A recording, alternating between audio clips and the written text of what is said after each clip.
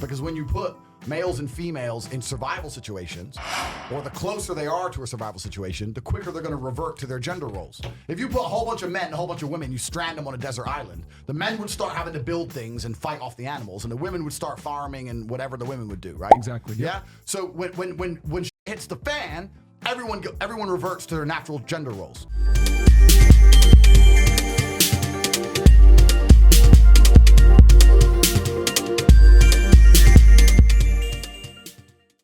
So, Andrew, can you tell us about toxic masculinity and what it is in your eyes? Does it exist? Is it a farce?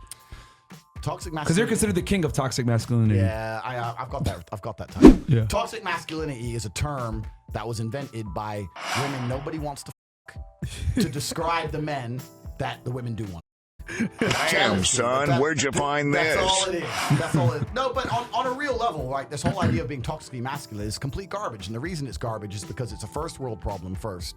Because when you put males and females in survival situations, or the closer they are to a survival situation, the quicker they're going to revert to their gender roles. If you put a whole bunch of men and a whole bunch of women, you strand them on a desert island, the men would start having to build things and fight off the animals, and the women would start farming and whatever the women would do, right? Exactly. Yeah. So when hits the fan, everyone reverts to their natural gender roles. So if you live in a country like Romania or Russia or a country that's poor, the closer it is to survival, the lower the economic prosperity of the country, the closer people are to their natural gender roles. So Russian men are masculine, Russian females are feminine. But in America, it's the richest country in the world. It's a first world problem. All the women get to be stupid and the men get to be pussies because it's just a first world problem. This whole idea of being toxically masculine is absolutely garbage.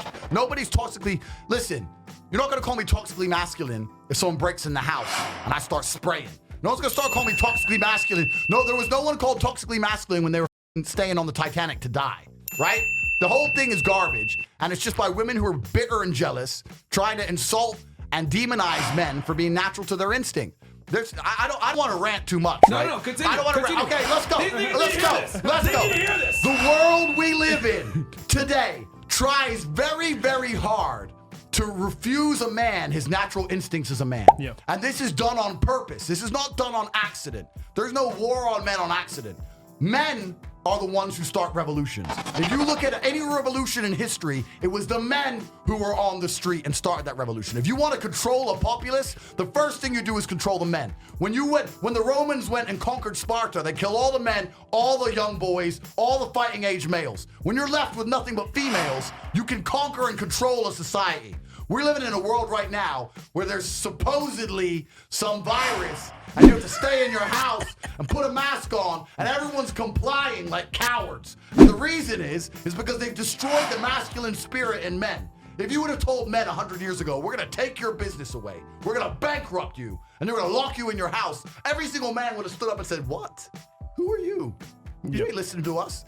The people who are in charge of the world want to control the population. And the easiest way to do that is to remove the warriors from the populace. Facts. That's all it's about. So when men try and act in a masculine way, they're toxically masculine. They demonize us. And then another way they do is they try and shame us. Shame is another tactic. Oh, Andrew, when are you gonna grow up and stop all that hot pussy?